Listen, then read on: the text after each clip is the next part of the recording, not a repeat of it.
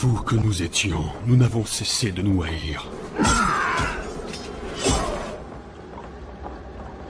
Et depuis toujours, nous n'avons cessé de nous battre.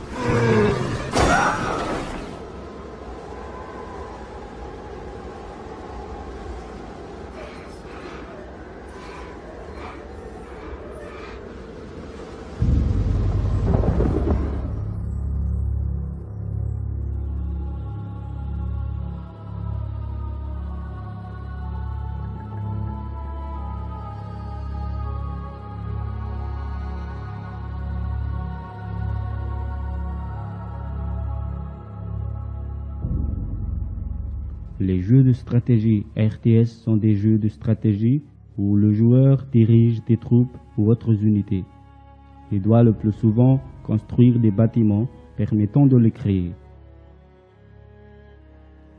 Ils divergent des jeux de simulation économique par l'utilisation d'un terrain de bataille où les troupes des joueurs s'affrontent.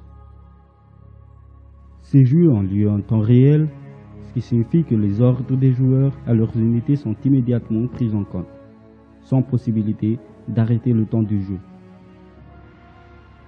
Donc, par opposition aux jeux de stratégie au tour par tour, comme l'échec par exemple, ils n'utilisent pas un découpage arbitraire du temps en tour de jeu.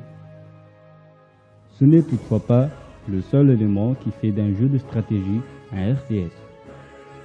Les RTS consistent à faire s'affronter sur une carte plusieurs groupes d'unités. Les unités se déplacent simultanément et l'enjeu de la bataille est souvent la domination de la totalité de la carte. Une composante importante de ces jeux est l'acquisition de ressources qui permettent de construire de nouvelles unités. Traditionnellement, ces jeux sont joués au clavier et à la souris. Si ces jeux sont très populaires chez les utilisateurs de PC, ce n'est pas le cas pour les joueurs sur console. La raison est simple, ils sont très difficiles à manipuler avec des manettes conventionnelles.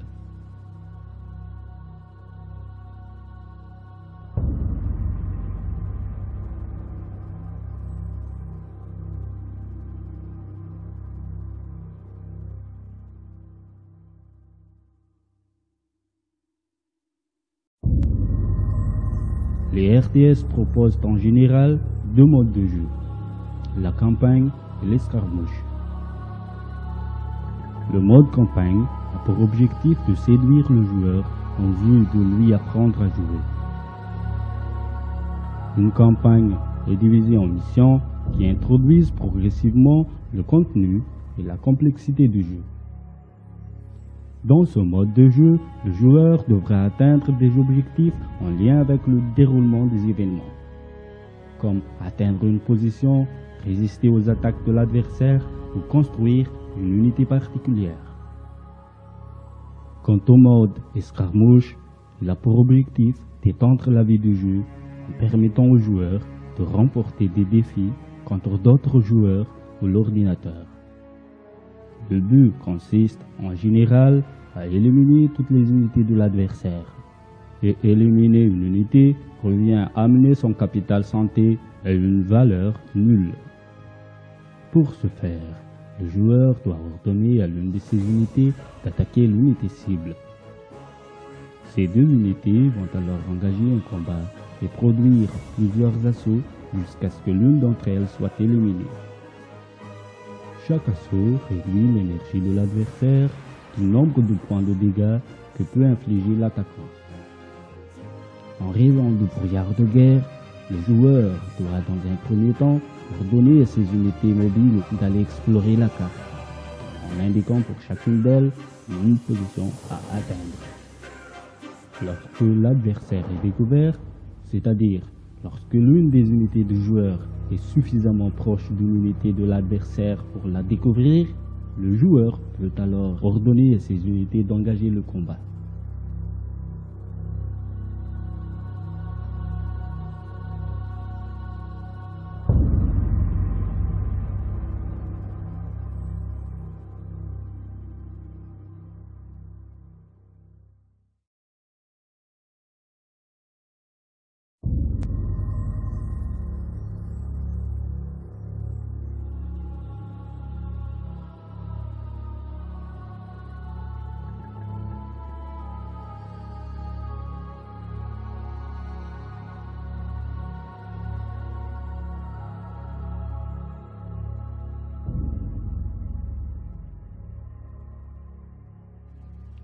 De nombreux RTS ont déjà existé avant Dune 2, à l'image de Stankers, qui est sorti en 1983, The Ancient Art of War, qui est sorti en 1984. L'ensemble de ces jeux peuvent être considérés comme les précurseurs des jeux RTS actuels et ont certainement inspiré en leur temps les concepteurs de Dune 2. Ce dernier est néanmoins considéré comme le père des jeux RTS, car les règles et le but issus de ce jeu semblent être, encore aujourd'hui, représentatifs de la majorité des jeux RTS. Toutefois, certains ne reprennent pas en totalité les principes posés par Dune 2, ce qui n'affecte en rien leur appartenance à cette famille de jeux. Bien au contraire, cette diversité contribue à renouveler et à faire évoluer les jeux RTS. En 1994, Blizzard lance Warcraft Orcs and Humans, 2 ans après la sortie de Dune 2, qui est développé par Westwood Studios. Warcraft a contribué à démocratiser le genre en offrant un univers extrêmement riche, devenu par la suite une référence dépassant largement le cadre des jeux RTS. Dans un univers médiéval fantastique, vous dirigez une armée pour vous défendre contre vos ennemis. Le jeu propose 2 races, les orques et les humains, avec plusieurs modes de jeu. En contrôlant les 2 races dans 2 scénarios différents, vous défendrez votre camp. L'intérêt du jeu est également porté vers le multijoueur grâce aux parties en réseau.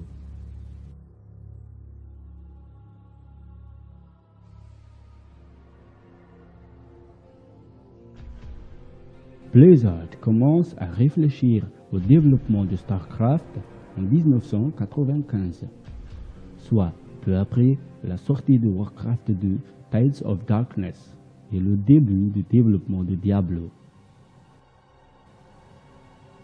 Développé et édité par Blizzard Entertainment, le premier épisode de la série StarCraft sort en 1998 et devient le jeu PC le plus vendu cette année-là avec plus de 1,5 million d'unités vendues.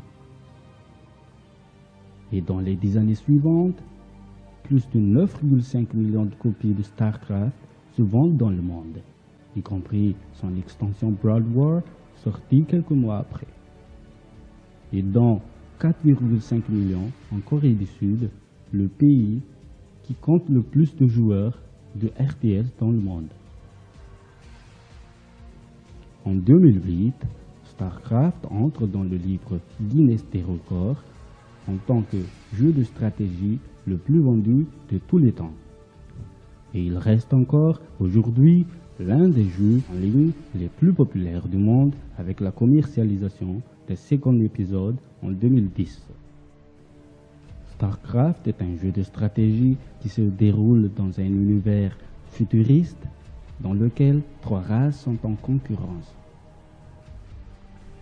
Les Tyrans, descendants de colons humains, les Protoss, une race très avancée technologiquement et dotée de pouvoirs psioniques, et les Zergs, horde de créatures diverses, issues de mutations biologiques et regroupées en essaims.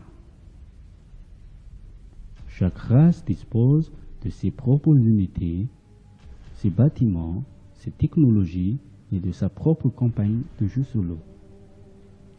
Elles ont chacune leurs caractéristiques et il faut apprendre à en maîtriser les points forts et les points faibles.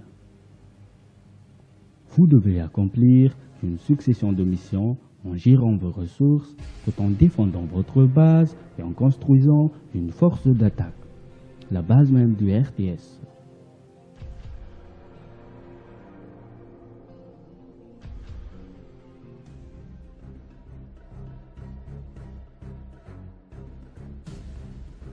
Rome Total War.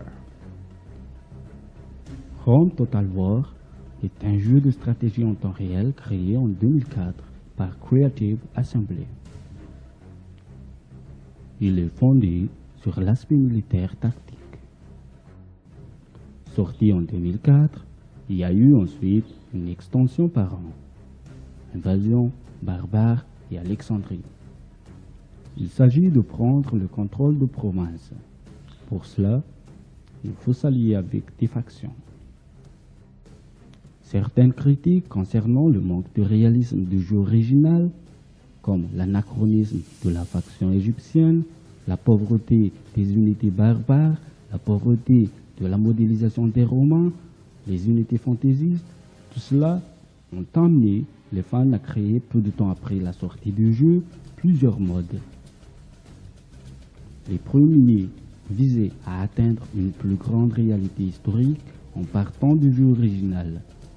Ces modifications vont du simple toilettage à la refonte totale du jeu. Nouvelles cartes, unités, factions, musique, interface, graphisme. Ces modes se sont créés principalement au sein des forums internationaux de la communauté et sont, pour cette raison, la plupart en anglais. D'autre part, l'une des principales déceptions concernant le jeu était l'inexistence de campagnes multijoueurs qui auraient permis aux joueurs de ne plus combattre dans des batailles multijoueurs sans conséquences. C'est pour combler ce manque qu'a été créé un module de campagne multijoueur externe à Rome Total War, Virtua Roma. Fait par des amateurs et gratuit, l'interface de ce mode permet de gérer la diplomatie avec les autres joueurs humains ainsi que les joueurs IA, la construction de bâtiments, le commerce et ses taxes, le développement économique et l'espionnage. Virtua Roma est en développement constant et de nouvelles campagnes sont régulièrement lancées.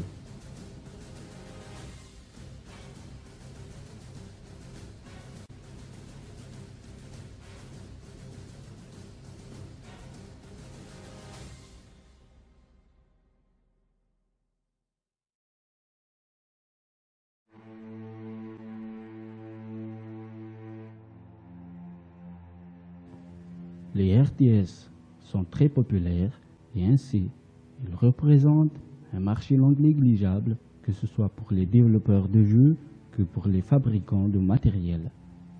Ainsi, de nouveaux périphériques ont été spécialement conçus pour y jouer. Et on peut même dire que les RTS ont même dépassé le simple statut de divertissement. Certains joueurs deviennent des joueurs professionnels et ils peuvent gagner jusqu'à 200 000 $ par an par les compétitions et les sponsorings. Et non, cette vidéo n'est pas accélérée. Ce garçon réalise jusqu'à 250 APM, c'est-à-dire 250 actions par minute. Et une action correspond soit à un clic de souris, soit à une combinaison de touches sur le clavier. RTS et Serious Game. De nombreuses recherches et de nombreux projets ont pour ambition d'adapter le RTS en Serious Game. Par exemple, pour l'apprentissage de la programmation informatique. Ces projets sont souvent basés sur des RTS open source comme Spring ou RTS ou encore Warzone 2100. Certains jeux comme Age of Empires ont été utilisés par beaucoup de personnes pour apprendre l'histoire. C'est évidemment un détournement d'usage, mais en même temps, cela révèle la potentialité des RTS en Serious Game.